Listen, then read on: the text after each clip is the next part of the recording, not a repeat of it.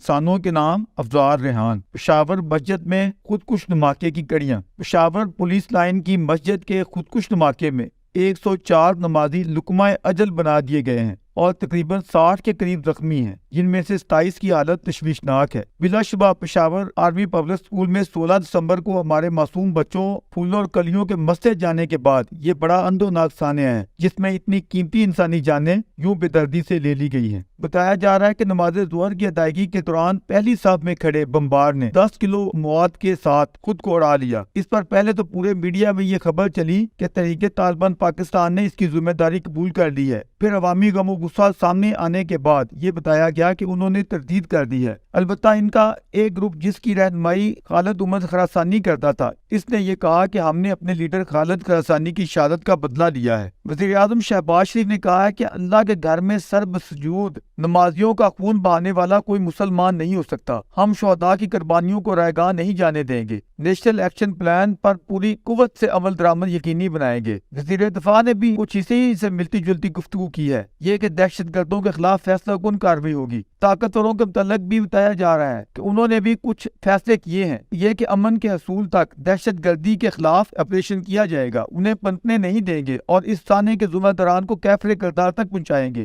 وزیر داخلہ کا کہنا ہے کہ ہم پچھلی حکومت کی فحش غلطیوں کا خمیازہ بھگت رہے ہیں۔ سب سے پہلے درویش کو ان لوگوں سے شکایت ہے جو عوام کی آنکھوں میں دھول جھونکتے ہوئے وہی رسمی گھسے پٹے فکرے بول رہے ہوتے ہیں، جن میں سے ایک جب سے یہ ملک بنا ہے تواتر کے ساتھ دہرایا جا رہا ہے کہ کسی بھی عبادت گاہ میں ایسی بھیانک کارروائی کوئی مسلمان کر ہی نہیں سکتا، اس لیے کہ اسلام ہمیں اس کی اجازت نہیں دیتا۔ گویا مسلمان جو کچھ کرتے ہیں وہ اسلام سے اجازت لے کر کرتے ہیں۔ لگتا ہے ایسے لوگوں کا اپنے مذہب اور تاریخ کا مطالعہ صفر ہے، ورنہ وہ یہ جانتے ہوتے کہ جو لوگ اپنے پیغمبر کے نواسے کو بے دردی سے شہید کر سکتے ہیں، کون سا برا فعل ہے جو یہ لوگ نہیں کر سکتے۔ کسی مسجد یا عبادت گاہ میں یہ گناؤنا فعل کوئی پہلا یا آخری تو نہیں ہے۔ کچھ عرصہ قبل اسی پشاور شہر کی شیعہ مسجد میں ایسا ہی حملہ ہوا جس نے 65 نمازیوں کی جان لے لی تھی، اور ان کے قاتلوں کا کسے علم نہیں ہے۔ جب کوئی شخص یا گروہ خون خاری پر تل جائے تو اس کی نظروں میں کیا مسجد، کیا مندر، کیا چرچ، کیا گردوارہ یا احمدیوں کی عبادت گاہ، بلکہ سچائی تو یہ ہے کہ فرقہ وارانہ بنیادوں پر راسخ العقیدہ مسلمانوں میں باہمی منافرت اتنی زیادہ ہے کہ ایسی شرارتیں مزید بڑھ جاتی ہیں۔ وزیر اعظم کی دوسری بات یہ ہے کہ ہم شہداء کی قربانیاں رائیگاں نہیں جانے دیں گے۔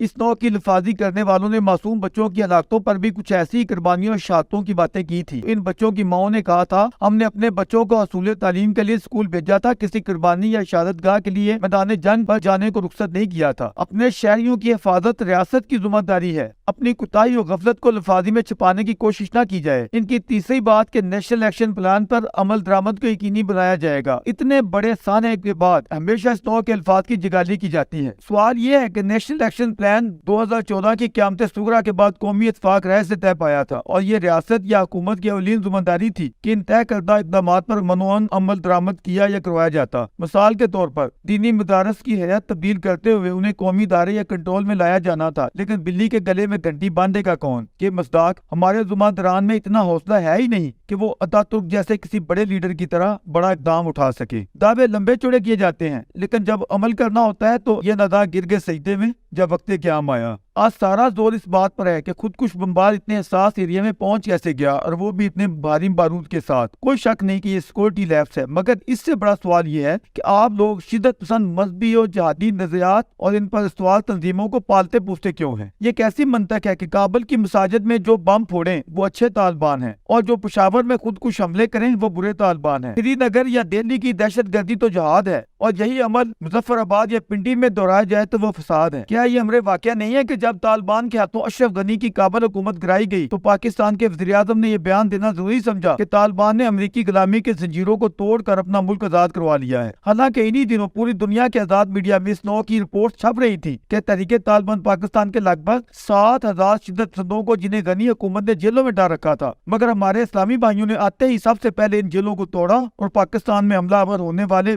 تمام ملزموں کو بلا تمیز رہا کر دیا، اور ہمارے عسکری اور حکومتی نمائندوں نے ان کے ساتھ مذاکرات شروع کر دی۔ لیے۔ ہماری اسٹریٹجک پالیسی بنانے والوں کی طرف سے تب یہ کہا جاتا تھا یا سمجھایا جاتا تھا کہ غنی حکومت تو انڈیا کی حلیف یا مودی کی یار ہے، اس لیے وہ پاکستان پر حملہ آور ہونے والے عناصر کی پشمنائی کرتی ہے یا انہیں تحفظ فراہم کرتی ہے، جبکہ طالبان جیسے اسلامی و جہادی لوگوں کے آنے سے انڈین خفیہ ایجنسیوں کی پسپائی ہو جائے گی، اس لیے انہیں کشمیر میں لینے کے دینے پڑ جائیں گے۔ اسی سوچ اور پس منظر میں طالبانی قیا پلٹ کے فوری بعد ہماری احساس ذمہ پر براجمان شخصیت نے قندھار اور کابل پہنچ کر وہاں ڈیرے ڈالے رکھے، جس کی فوٹیج بھی عالمی میڈیا کی زینت بنی۔ اسی طرح اس وقت ہماری منتخب جمہوری حکومت نے ان لوگوں سے طرح طرح کے معاہدے کیے، یہ کہ اتنے لوگ واپس آ کر سوات میں بچ جائیں، اتنے فاٹا ایریا میں تشریف لے آئیں۔ ان دنوں کے اخبارات نکال کر ملاحظہ فرما لیں کہ ہمارے منظور پشتین صاحب اور ان کے ساتھی تو رہے ایک طرف، وہاں کے عام عوام نے بھی اس طرح کی منصوبہ بندیوں اور چلاکیوں کے خلاف مزاحمت کے اعلانات کیے اور ریلیاں نکالی۔ آج پھر وہی گھسی پٹی کہانیاں دہرائی جاتی ہیں۔ وزارت دفاع کی کرسی پر براجمان زیادہ سیانہ وہی روایتی جگالی کرتے ہوئے ہانک رہا ہے کہ بھارت ٹی ٹی پی کو ہر طرح کی ٹریننگ دے رہا ہے، تو پھر فرق کیا ہوا آپ کے محبوب افغان طالبان اور اشرف غنی یعنی مودی یا بائیڈن کی پٹھو گورنمنٹ میں؟